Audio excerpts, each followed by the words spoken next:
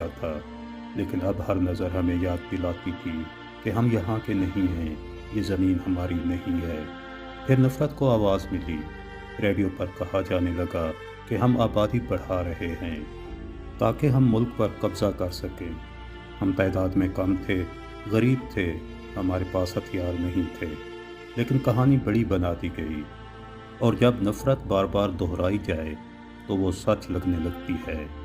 پہلے روزگار محدود ہوا، پھر زمین کے کاغذات مشکوک قرار دیے گئے، کچھ کھیت ضبط ہو گئے۔ ہمیں سمجھ آ رہا تھا کہ یہ صرف مذہب کا مسئلہ نہیں ہے، یہ زمین کا مسئلہ ہے۔ جب زمین قیمتی ہو جائے تو غریب بوجھ بن جاتے ہیں۔ پھر 2012 آیا، فسادات بھڑکے، گھر جلائے گئے۔ ہم نے دور سے دھواں اٹھتا دیکھا۔ ہم نے پہلی بار سوچا شاید یہ آگ ایک دن ہمارے دروازے تک بھی آئے گی، لیکن انسان امید پر زندہ رہتا ہے۔ ہم نے خود کو سمجھایا کہ سب ٹھیک ہو جائے گا، اور ایک دن حکومت ہمیں تسلیم کر لے گی کہ شاید نفرت تھم جائے گی۔ لیکن 2017 کی ایک صبح یہ امید بھی جل گئی۔ فائرنگ کی آواز سے آنکھ کھلی، ہر طرف چیخیں اور دھواں تھا، گھر جل رہے تھے، لوگ بھاگ رہے تھے۔ ہمیں بھی کہا گیا کہ بھاگو۔ ہم پیچھے مڑ کر نہیں دیکھ سکے کیونکہ پیچھے ہمارا گھر جل رہا تھا۔ ہم اس زمین کے تھے، ہم نے اسے نہیں چھوڑا تھا، بلکہ ہمیں نکال دیا گیا تھا۔ ہم نے بغاوت نہیں کی تھی، ہم صرف زندہ رہنا چاہتے تھے، لیکن طاقتوروں نے فیصلہ کر لیا تھا کہ ہماری شناخت تسلیم نہیں کی جائے گی، اور جب طاقتور فیصلہ کر لے تو سچ کمزور پڑ جاتا ہے۔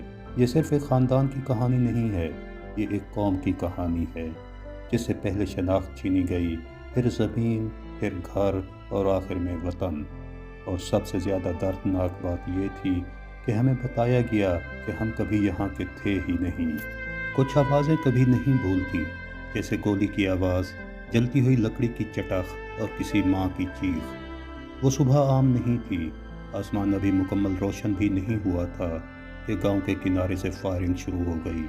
پہلے ہمیں لگا شاید دور کہیں کچھ ہو رہا ہے، پھر دھواں نظر آیا، پھر چیخیں سنائی دیں، اور پھر ہمیں سمجھ آیا کہ ہم مصیبت میں ہیں۔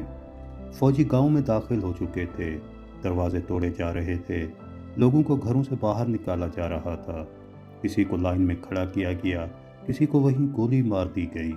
کوئی صفائی نہیں دی گئی، کوئی وضاحت نہیں، بس آگ تھی، اور اس آگ میں صرف لکڑی نہیں جل رہی تھی بلکہ صدیوں کی تاریخ جل رہی تھی۔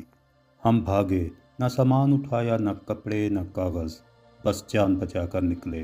پیچھے مڑ کر دیکھا تو ہمارا گھر شعلوں میں گھرا تھا، وہ دیواریں جن پر ہم نے ہاتھوں سے مٹی لگائی تھی، وہ چھت جو بارش میں ہمیں بچاتی تھی، سب جل رہا تھا۔ زمین جسے ہم